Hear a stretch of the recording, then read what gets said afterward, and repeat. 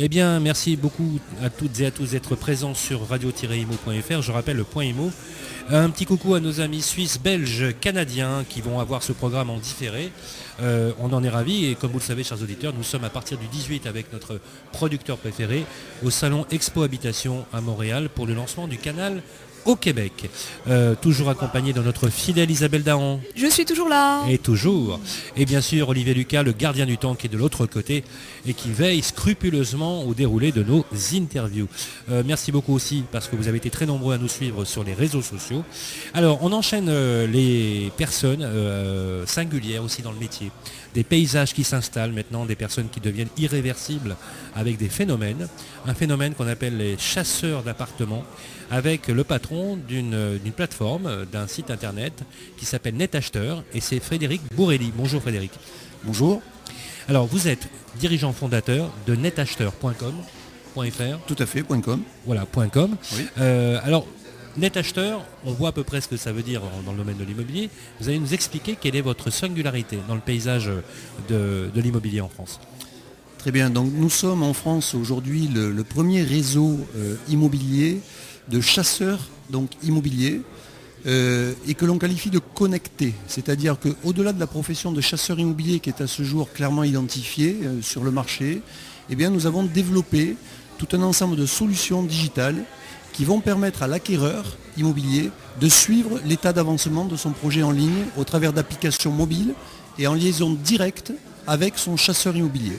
Donc nous sommes là pour lui faire gagner beaucoup de temps, de lui permettre de trouver le meilleur bien au meilleur prix et de l'aider à négocier et à réaliser son projet dans les meilleures conditions.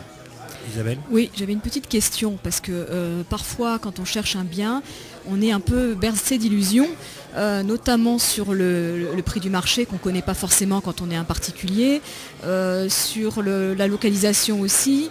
Est-ce que si on vous donne un certain nombre de critères qui ne sont pas réalisables, vous savez que vous n'allez pas trouver de bien correspondant, est-ce que vous quand même vous conseillez, vous accompagnez ces particuliers ? Alors, c'est une excellente question. Bien évidemment, quand on est acheteur immobilier, on souhaite toujours des choses qui sont difficiles à trouver en matière de budget et de critères. Donc, la première phase de la relation avec nos acheteurs, c'est de faire un entretien de découverte approfondi qui va nous permettre de connaître les motivations profondes et réelles de cet acquéreur, de définir son budget d'acquisition et les critères indispensables et souhaitables de son acquisition. Et bien entendu, nous allons devoir valider ce cahier des charges ensemble avec lui pour ne pas lui faire perdre de temps et nous bien sûr pour ne pas en perdre non plus. Notre intérêt étant le même. Oui, parce que quand on a affaire à un chasseur immobilier, on a vraiment l'impression qu'il va nous trouver la perle rare. Donc le bien que nous, on ne trouverait pas. Donc c'est vrai qu'on attend beaucoup de ce professionnel. Tout à fait. Alors les motivations de nos acheteurs qui font appel à nos services sont de 3 ordres. Le premier, c'est le fait d'être éloigné, d'habiter dans un endroit et de rechercher dans un autre. C'est extrêmement difficile pour des questions de disponibilité. Le deuxième motivation, c'est le manque de temps. Quand on travaille toute la journée, on ne peut pas décrocher son téléphone, on ne peut pas passer des appels, répondre, etc. On a besoin de quelqu'un qui va faire le tour du marché dans sa globalité pour trouver le meilleur bien au meilleur prix.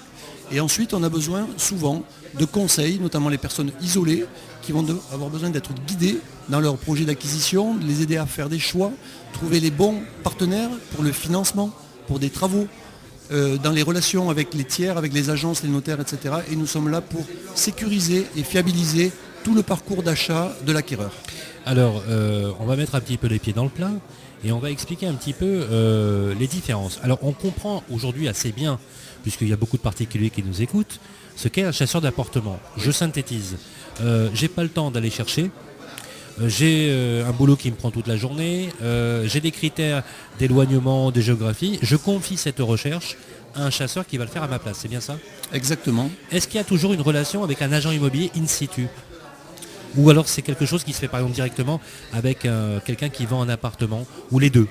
Notre vocation, c'est de rechercher sur l'ensemble du marché le meilleur bien au meilleur prix. Multicanal ? Donc, multicanal. On ne peut pas se fermer à un canal plutôt à un autre. Il peut y avoir d'excellentes opportunités chez les agents immobiliers et d'excellentes opportunités chez le particulier en direct. On ne se ferme rien. On est au service de l'acquéreur. On est là pour lui faire gagner du temps. Donc Je On comprends. recherche sur la totalité du marché. Quand vous êtes en relation avec le professionnel de l'immobilier, l'agent immobilier qui a l'annonce qui correspond exactement, on va dire le cas d'école, à la recherche du chasseur qui est en charge. Ce qui correspond à Voilà. la moitié des cas de figure qu'on rencontre, à peu près, Ah, 50%. d'accord. Donc en fait, ces agents immobiliers, en quelque sorte, est-ce qu'ils deviennent vos alliés objectifs? Est-ce que ce sont des partenaires? Comment ça se passe la relation avec eux? Notre seul allié objectif est l'acquéreur. Nous D'accord. sommes au service de l'acquéreur et nous avons une déontologie sans faille de rester au service de l'acquéreur. D'accord. C'est lui qui nous rémunère. Nous sommes à son service. Alors comment ils vous rémunèrent? Et justement en aucun cas, l'agent immobilier vendeur.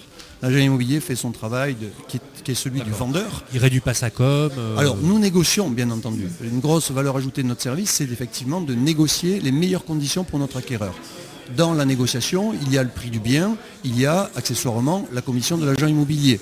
Bon, il conçoit la plupart du temps, il consent une certaine remise sur ses honoraires dans la mesure où nous travaillons ensemble. Mais nous ne l'obligeons à rien, il n'y a pas de partage d'honoraires, il y a des transactions sur lesquelles il réduit significativement ses honoraires et d'autres cas où il ne les réduit pas et où ça reste une excellente affaire pour l'acquéreur. Alors est-ce qu'on peut évoquer le modèle économique?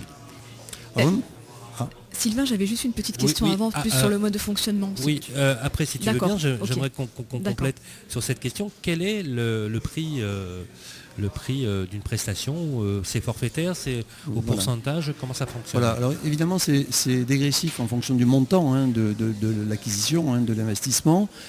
C'est globalement, on est basé sur un taux compris entre 3 et 2%, entre 2 et 3% du montant de l'acquisition, qui bien entendu ne sont réglés qu'au moment de l'acte notarié chez le notaire. Il n'y a absolument aucune avance de frais. Nous sommes régis, nous avons une législation autour de la transaction immobilière. Et donc, nous sommes rémunérés quand la transaction aboutit et quand l'acheteur surtout est satisfait de notre travail. Donc vous êtes soumis aux règles de la loi Hoguet. Exactement. Donc vous avez une carte T Bien pour entendu. opérer. Bien Isabelle. entendu. Oui, je voulais savoir s'il y avait quand même une obligation de résultat. C'est-à-dire que quand on fait appel à vous, dans quelle mesure vous allez trouver le bien qui correspond? Quelle est la durée moyenne pour trouver ce bien? Et est-ce qu'on a une assurance de quelque chose? Parce que sinon on perd son temps quand même. Alors, la durée moyenne de recherche du bien est à aujourd'hui chez nous de 43 jours exactement. C'est-à-dire nettement moins de 2 mois, contre une moyenne nationale qui tourne entre 3 et 6 mois pour signer un compromis de vente, puisque Oui. l'acte notarié intervient 3 mois après. Oui. Voilà. Donc on parle bien d'engagement au travers d'un compromis de vente. On est sur environ 45 jours, donc 1 mois et demi pour trouver ce bien. Et est-ce que ça marche à tous les coups? Comment vous faites alors? Ça marche la plupart du temps, mais pas à tous les coups. Pour quelles raisons est-ce que certaines missions n'aboutissent pas? D'abord, il y a des acquéreurs qui peuvent changer de projet en cours de route ou l'arrêter pour des raisons diverses et variées. Il y a des situations où les critères de recherche sont tellement exigeants et élevés qu'il est impossible d'arriver tout simplement à trouver le bien correspondant. Il n'existe pas sur le marché. Mais la plupart du temps, nous aboutissons nos recherches et dans des délais plutôt rapides et surtout après avoir réellement réalisé un tour de 100% du marché. Parce que investiguer sur 100% du marché, ça prend beaucoup de temps. Et nous avons des outils technologiques qui nous permettent d'aller chercher sur Internet tous les biens correspondant aux critères de nos clients, de les classer, de les scorer, de façon à gagner énormément de temps dans la production et la proposition des meilleures sélections de biens en fonction des critères des clients. Est-ce que vous visitez à la place de vos clients ou est-ce que vous les accompagnez dans les visites? Comment ça se passe? Nous prévisitons les biens très régulièrement.